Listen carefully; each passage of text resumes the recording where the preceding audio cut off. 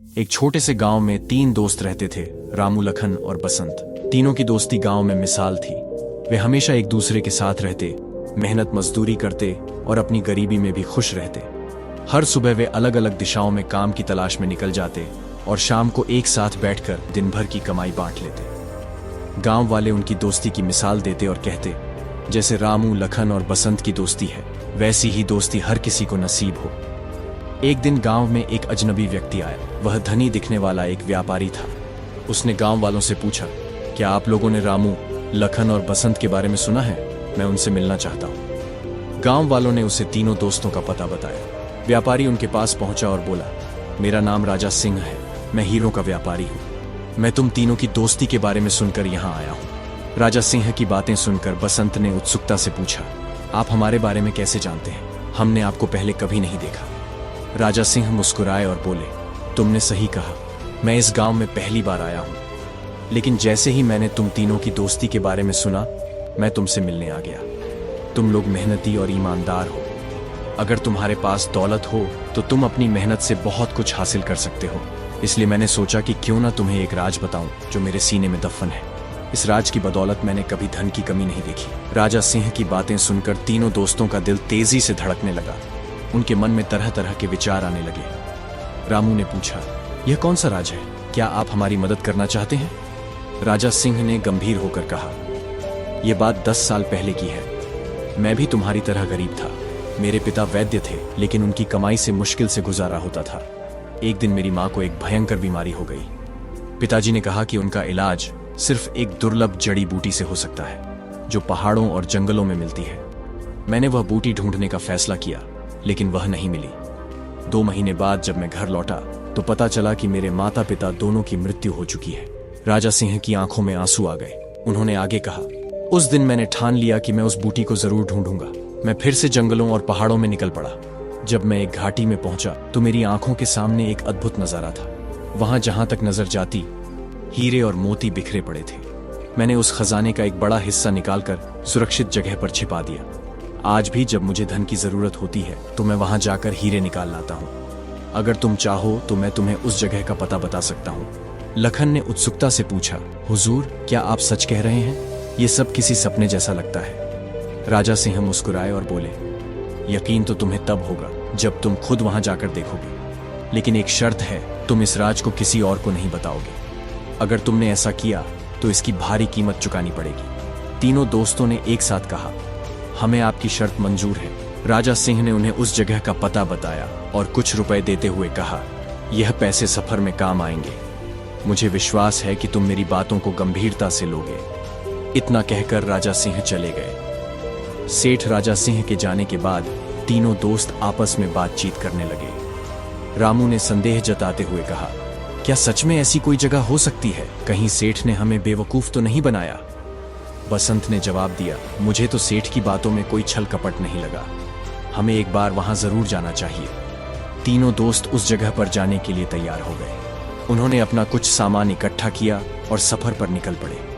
यात्रा लंबी थी, इसलिए वे जहां भी उपयुक्त स्थान मिलता वहां आराम कर लेते। चलते चलते 4 दिन बीत चुके थे। एक दिन जब वे रास्ते से गुजर रहे थे, लखन ने कराहते हुए कहा, मुझे बहुत प्यास लगी है, मेरा गला सूख रहा है, जल्दी से पानी लाकर दो, वरना मेरी जान निकल जाएगी। यह कहते हुए वह तड़पने लगा।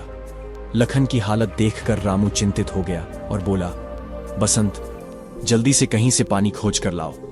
यह सुनकर बसंत एक बर्तन लेकर पानी की तलाश में निकल गया, लेकिन जैसे ही बसंत वहां से गया, लखन तुरंत फुर्ती से खड़ा हो गया। यह देखकर रामू हैरान रह गया और बोला, यह क्या, तुम तो भले चंगे हो, फिर यह प्यास का नाटक क्यों किया? लखन मुस्कुराते हुए बोला, अरे मूर्ख, तुम इतना भी नहीं समझते। मैंने यह नाटक सिर्फ बसंत को यहां से हटाने के लिए किया था, ताकि मैं तुमसे अकेले में एक जरूरी बात कर सकूं। रामू ने आश्चर्य से पूछा, ऐसी कौन सी बात है जो बसंत के सामने नहीं की जा सकती? लखन ने गुप्त स्वर में कहा, बात यह है कि अगर तुम चाहो तो उस खजाने के मालिक सिर्फ हम दोनों बन सकते हैं। रामू चौंक कर बोला, क्या मतलब? बसंत का उसमें कोई हक नहीं होगा? लखन ने दृढ़ता से कहा, बिल्कुल नहीं। मैं नहीं चाहता कि वह उस जगह तक पहुंचे। अगर तुम मेरा साथ दो तो यह काम बहुत आसानी से हो सकता है। सोचने में समय बर्बाद मत करो। क्योंकि बसंत कभी भी वापस आ सकता है। हम रास्ते में किसी भी मौके पर उसे खत्म कर देंगे और फिर खजाने के अकेले मालिक सिर्फ हम दोनों होंगे। रामू असमंजस में बोला, लेकिन अगर कोई गड़बड़ हो गई तो इसकी जिम्मेदारी सिर्फ तुम्हारी होगी। लखन तुरंत सहमत होते हुए बोला, मुझे मंजूर है, चुप रहो, लगता है बसंत आ रहा है। तभी बसंत वहां पहुंच गया और बोला, ये लो दोस्त, जल्दी से लखन को पानी पिला दो।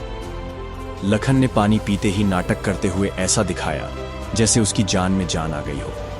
बेचारा बसंत उन दोनों की साजिश से पूरी तरह अनजान था। बारी बारी से तीनों ने पानी पिया और फिर आगे बढ़ने लगे, लेकिन लखन को चैन नहीं आ रहा था।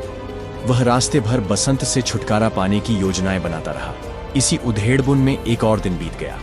चलते चलते वे लोग एक झरने के पास पहुंचे। झरना देखकर लखन का मन खुशी से उछल पड़ा। वह सोचने लगा, अगर बसंत को इस झरने के ऊपर से धक्का दे दिया जाए तो उसकी मौत निश्चित है। हाँ, यही सही मौका है। उसने अपने दोनों दोस्तों से कहा, तुम दोनों यहीं रुको, मैं जरा इस पहाड़ी पर चढ़कर आगे का रास्ता देखता हूं। यह कहकर लखन पहाड़ी पर चढ़ गया। वहां पहुंचकर वह खुश होने का नाटक करने लगा और जोर से बोला, अरे दोस्तों, यहां का नजारा तो बहुत ही अद्भुत है। कुदरत का ऐसा नजारा मैंने अपनी पूरी जिंदगी में नहीं देखा। तुम लोग भी जल्दी से ऊपर आ जाओ, देखो कितनी खूबसूरत जगह है। उसकी बातें सुनकर रामू और बसंत भी पहाड़ी पर चढ़ आए। वे भी वहां से कुदरत के इस हसीन नजारे को देखने लगे। जब तीनों दोस्त इस नजारे को देख रहे थे, तभी लखन चुपचाप बसंत के पीछे गया और अचानक उसे जोर से झरने में धक्का दे दिया। झरने में गिरते ही कुछ ही पलों में बसंत आंखों से ओझल हो गया। अपनी योजना पूरी होते ही लखन जोर जोर से हंसने लगा। रामू, जो चुपचाप खड़ा यह सब देख रहा था, कुछ पल के लिए डर और सदमे में था, लेकिन फिर उसने भी लखन के साथ जोर जोर से हंसना शुरू कर दिया। इस तरह उन्होंने बसंत को अपने रास्ते से हटा दिया। अब वे दोनों खुश थे कि मिलने वाले खजाने में सिर्फ वे ही हिस्सेदार होंगे। दूसरी तरफ बसंत झरने से बहता हुआ एक नदी में गिरा। वह पूरी तरह बेहोश हो चुका था। उस जगह से थोड़ी ही दूर पर एक मछुआरा मछलियां पकड़ने के लिए जाल बिछाए बैठा था। वह बार बार जाल डालता, लेकिन उसकी किस्मत में आज मछली पकड़ना नहीं लिखा था। इस बार जब उसने जाल डाला तो उसे जाल कुछ भारी लगा। वह सोचने लगा, लगता है कोई बड़ी और भारी मछली फंस गई है। लेकिन जब उसने जाल खींचा तो यह देखकर उसकी आंखें फटी रह गईं। मछली की जगह एक बेहोश इंसान फंसा हुआ था। मछुआरा हक्का बक्का रह गया और मन ही मन सोचने लगा, अरे यह क्या, मछली की जगह एक इंसान। उसने तुरंत बसंत को बाहर निकाला और उसे होश में लाने की कोशिश करने लगा। फिर बसंत की जान बचाने के लिए वह उसे अपनी झोपड़ी में ले गया। वहां से वह गांव के वैद्य को बुलाकर बसंत का इलाज करवाने लगा। इधर रामू और लखन तेजी से अपनी मंजिल की ओर बढ़ रहे थे। लखन उत्साहित होकर बोला, दोस्त, थोड़ा जल्दी करो, हम उस जगह पर पहुंचने ही वाले हैं। सेठ ने जिस जंगल का जिक्र किया था, यही वही जंगल है। इस जंगल के खत्म होते ही वह घाटी हमारे सामने होगी जहां खजाना रखा हुआ है। कुछ देर और चलने के बाद लखन ने कहा, मुझे लगता है हमें यहां थोड़ी देर रुककर आराम कर लेना चाहिए, ताकि हम थकावट दूर कर सकें और खजाने को समेटने के लिए पूरी तरह तैयार रहें। इसके बाद लखन ने पेड़ से कुछ फल तोड़े और वे दोनों फल खाने लगे। थकान के कारण रामू जल्दी ही गहरी नींद में सो गया, जबकि लखन किसी गहरी सोच में डूबा हुआ था। अचानक उसके दिमाग में एक और खतरनाक साजिश जन्म लेने लगी। उसने सोचा, क्यों ना रामू को भी अपने रास्ते से हटा दूं। अगर मैं उसे भी मार दूं तो इस पूरे खजाने का इकलौता मालिक सिर्फ मैं ही बन जाऊंगा। लखन के दिमाग में लालच पूरी तरह घर कर चुका था। उसने सोचा, अगर मैं रामू को इस पेड़ से बांध दूं तो रात के समय जंगली जानवर उसे खा जाएंगे और मुझे कोई रोकने वाला नहीं रहेगा। योजना बनाकर लखन ने गहरी नींद में सोए रामू को चुपचाप पेड़ से कसकर बांध दिया। लेकिन जैसे ही वह वहां से जाने लगा, रामू की नींद खुल गई। रामू घबराकर बोला, अरे लखन, तुम मुझे यहां बांधकर कहां जा रहे हो? रुको, मुझे यहां अकेला मत छोड़ो। लेकिन लखन पर उसकी बातों का कोई असर नहीं हुआ। वह बिना कोई जवाब दिए वहां से चला गया। रामू निराश होकर सोचने लगा, यह धोखेबाज लखन मुझे फंसाकर चला गया, अब ना जाने मेरा क्या होगा। कुछ ही देर बाद उसे दूर से एक आदमी जाता हुआ दिखाई दिया। रामू ने जोर से आवाज लगाई, भाई साहब, मेरी सहायता करो, मुझे इस पेड़ से खोल दो। वह आदमी ठिठक कर रुका और बोला, तुम कौन हो? और इस घने जंगल में इस हालत में क्या कर रहे हो? रामू जल्दी से बोला, वह सब मैं बाद में बताऊंगा, पहले मेरी रस्सियां खोल दो। वह आदमी थोड़ा हिचकिचाया। उस आदमी ने रामू की रस्सियां खोल दी, लेकिन जैसे ही रामू आजाद हुआ, वह उस आदमी को फटकारते हुए बोला, अरे मेरे ज्यादा नजदीक मत आओ, मुझसे दूर रहो। इसके बाद रामू तेजी से आगे बढ़ गया। वह मन ही मन सोच रहा था, मुझे किसी भी हाल में लखन से पहले उस खजाने तक पहुंचना होगा। उधर लखन भी तेजी से खजाने तक पहुंचने के लिए बढ़ रहा था। तभी अचानक उसे किसी के कराहने की आवाज सुनाई दी। उसने देखा कि एक बहुत ही बूढ़ा आदमी एक पेड़ के नीचे बैठा था। जैसे ही बूढ़े आदमी ने लखन को देखा, वह दर्द भरी आवाज में बोला, बेटा, मैं पास के ही एक गांव में रहता हूं। मैं यहां जंगल में लकड़ियां लेने आया था, लेकिन अचानक एक जंगली भैंसे ने मुझे टक्कर मार दी। अब मैं हिल भी नहीं पा रहा हूं। क्या तुम मुझे मेरे घर तक पहुंचा दोगे? तुम्हारा मुझ पर बड़ा एहसान होगा। लखन ने उसे घूरते हुए कहा, नहीं, मेरे पास इन फालतू कामों के लिए बिल्कुल भी समय नहीं है। बूढ़े आदमी ने फिर गिड़गिड़ाते हुए कहा, बेटा, मुझ पर रहम करो, इस जंगल में मैं अकेला जिंदा नहीं बचूंगा। लेकिन लखन बेरहमी से बोला, मेरी बला से तुम जियो या मरो, मुझे कोई फर्क नहीं पड़ता। यह कहकर लखन वहां से आगे बढ़ गया। जैसे ही वह जंगल पार कर घाटी में पहुंचा, उसकी आंखें फटी की फटी रह गईं। चारों तरफ ढेर सारे हीरे, मोती और सोने चांदी के सिक्के बिखरे पड़े थे। खजाने को देखते ही लखन खुशी से पागल हो उठा और जोर से चिल्लाया, वाह, अब यह खजाना सिर्फ और सिर्फ मेरा है। इधर रामू भी तेजी से उसी घाटी की ओर बढ़ रहा था। रास्ते में उसे वही बूढ़ा आदमी मिला जो दर्द से कराह रहा था। बूढ़े ने कहा, बेटा, मेरी मदद करो, मेरा घर पास ही है, मुझे वहां तक पहुंचा दो, वरना मैं इस जंगल में मर जाऊंगा। लेकिन रामू ने रूखेपन से कहा, अभी तो मुझे सांस लेने की भी फुर्सत नहीं है और तुम कहते हो कि मैं तुम्हें घर छोड़ दूं। चल बुढ़े, अपना रास्ता देख और मेरा रास्ता छोड़। यह कहकर रामू भी तेजी से घाटी की ओर बढ़ गया। अब वह भी उस जगह पहुंच चुका था जहां खजाना रखा हुआ था। उसने देखा कि लखन बड़े बड़े थैलों में हीरे और मोती भर रहा था। यह देखकर रामू के मन में विचार आया, उस सेठ ने गलत नहीं कहा था, लेकिन पहले मुझे लखन को सबक सिखाना होगा। वह जोर से चिल्लाया, ठहरो लखन, खजाने को तुम हाथ भी नहीं लगा सकते। लखन यह देखकर चौंक गया और बोला, तुम अभी तक जिंदा हो?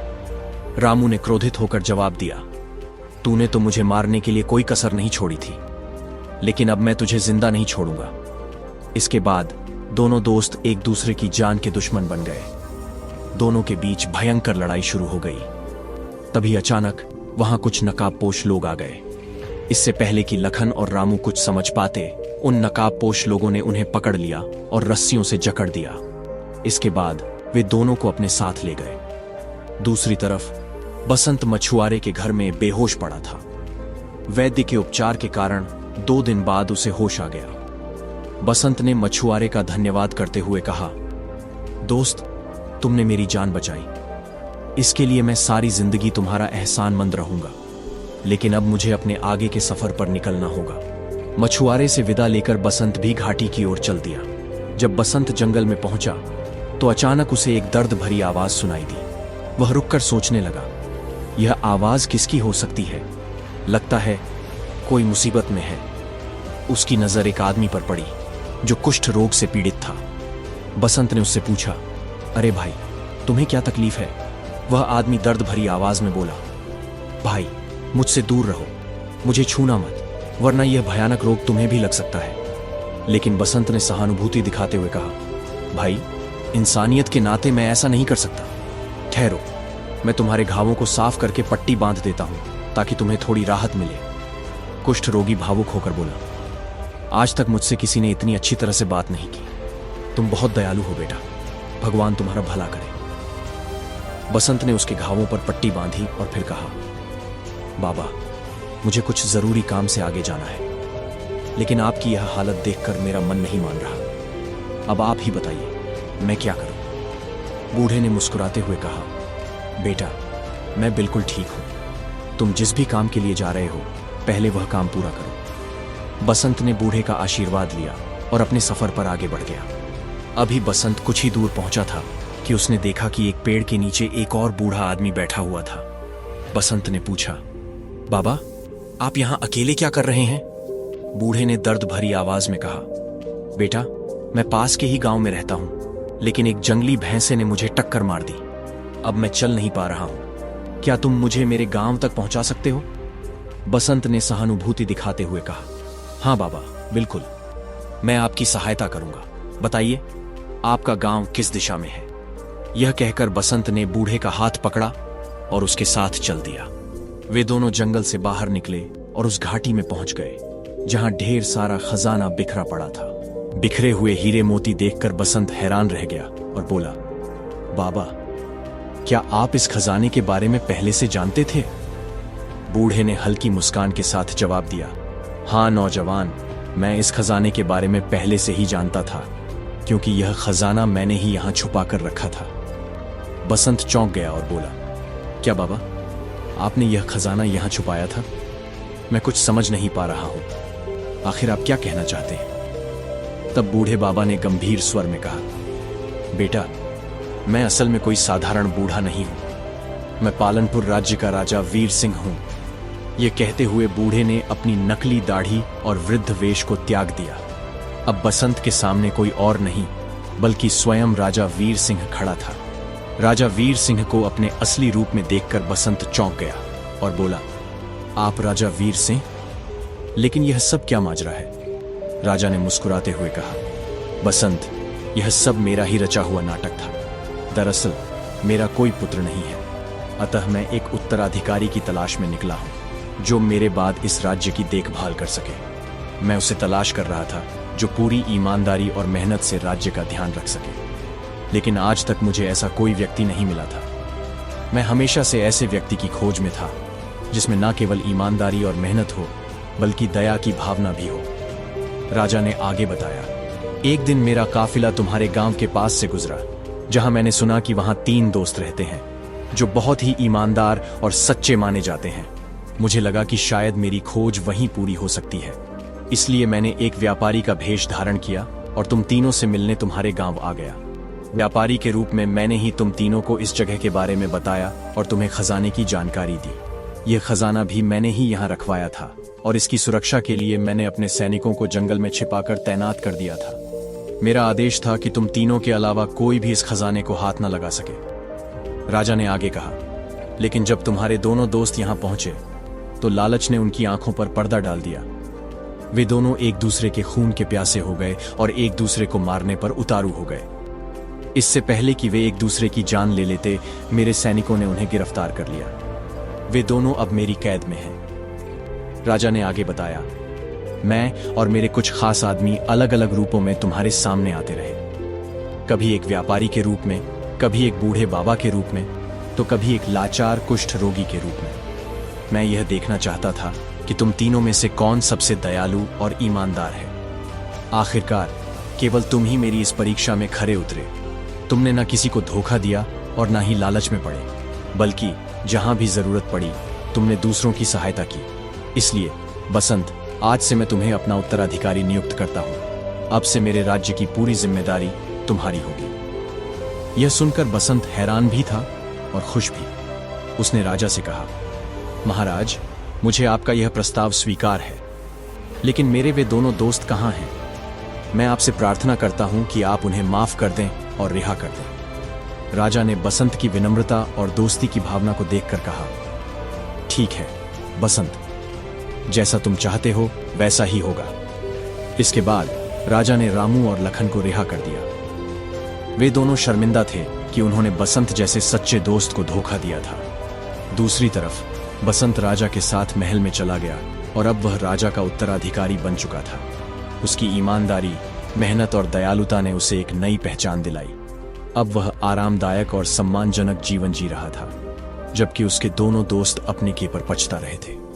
कहानी से सीख, जो इंसान लालच से बचकर सच्चाई, ईमानदारी और दयालुता के मार्ग पर चलता है, वह अंततः जीवन में सफलता और सम्मान पाता है।